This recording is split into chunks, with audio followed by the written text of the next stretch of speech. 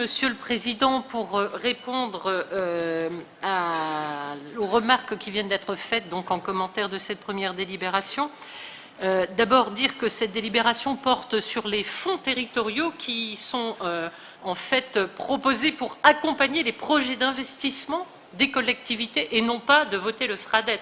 Le SRADDET, il n'est pas démarré. Il va démarrer après la présentation de la méthode de travail et des thématiques qui vont être examinées à la rentrée dès l'automne. Donc pour l'instant, il ne s'agit pas du SRADDET, il n'a pas démarré.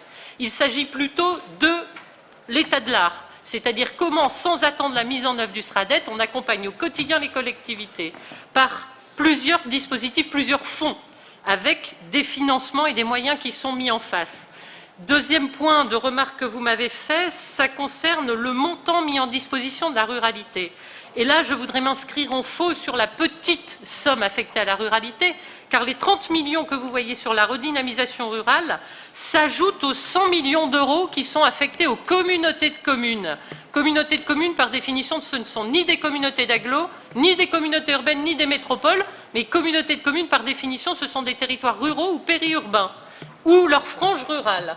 Donc ça veut dire que ce n'est pas 100, mais 100 plus 30 millions qui sont affectés aux territoires de petite taille. Juste pour vous dire qu'on a fait tout l'inverse de ce que vous évoquez, madame. Nous avons renforcé l'intervention de la région en direction des territoires ruraux et périurbains dans leur frange rurale. Et donc, par conséquent, nous avons répondu stricto sensu à ce que Xavier Bertrand a martelé pendant toute la campagne.